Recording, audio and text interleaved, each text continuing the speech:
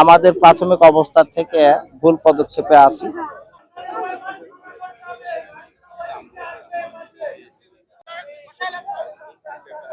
গতকালকে একটার সময় বাচ্চাটা যখন পরে তার মা আম্মার সাথে এখানে বেড়াতে বাইরে আসছিল, ওই বাচ্চাটা যখন পরে তখন কিন্তু কথাবার্তা বলেছে, কান্দাকাটি করছে।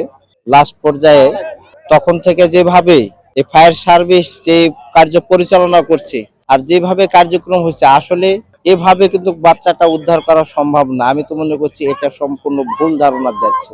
আমরা দেখেছি এখানে আমাদের আগে ডিপের বোরিং করে কেটেছে, মানুষ ইন্দারা খুললে তো মনে হয় যে একদিনে গোটায় 70-80 ফিট নিচে খুঁড়ে ফেলে বা আরো কোনো ফর্মুলা ছিল। কিন্তু এই যে একটা কার্যক্রম একের পর একখানা মাটি ওপরে তোলা মেলা করছে, আসলে তো কার্যক্রম আমরা মনে করছি যে কি নিচের কার্যক্রমটা সুষ্ঠুভাবে হচ্ছে না। এখন জানি না তাদের এখানে যেহেতু প্রশাসনিক ভাবে ফায়ার সার্ভিস বা অন্যান্য প্রশাসনিক ভাবে জড়িত। আমি এই অত্র আমি এর পাশের ইউনিয়নে আমি একজন সাবেক চেয়ারম্যান, এই গ্রামের পরের গ্রাম থেকে আবার বৈদ্যপুর আমাদের ইউনিয়নের ভিতর।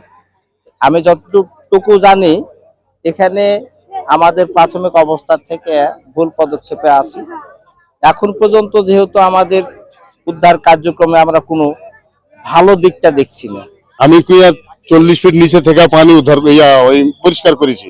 আমি মনে করছি কি যে 2.5 ফিট মাঝখানে যেখানে বাচ্চা গেছে 2.5 ফিট ওখানে রেখে দেবো, তার সাইড থেকে চারিতে রাউন্ড করে মাটি খুঁড়বো আর কাবারি বাতা করে গাঁদবার নিচে চলে যাবো, নিচে চলে যাবো। এটা আমার কথা, এটা আগেও ছিল। এই কাজটা করলে সাধারণ পাবলিকই আমরা উদ্ধার করতে পারবো যদি সরকারের লোকজন আমার সহযোগিতা দেয়। এটা আমি মনে করছি। আমি এই কাজের একটা মিস্ত্রি হয়ে কথা বলছি। এটাতে মনে হচ্ছে কি টাইম অনেক লেগে যাবে, মনে হয় না কি অভিযানে এটা শেষ হবে। এটা আমার বিশ্বাস হতে পারছি না এই অভিযানটা কত তাড়াতাড়ি সারতে পারবে, আরো কয়দিন লাগবে আমি বলতে পারবো না। আমরা আগে যেরকম ওই যে মোটর করতাম, এই যে কুয়া খুঁড়তাম না, ডাহর ওই যে 20 ফিট করে ওই দলকে খুঁড়তাম, আর ডাহর ওই যে কাবারির করে ডর নামাতাম। ওই সিস্টেমে যদি কুয়াটা খুঁড়তাম তাহলে আমার মনে হয় এর থেকে মনে বেশি আগে।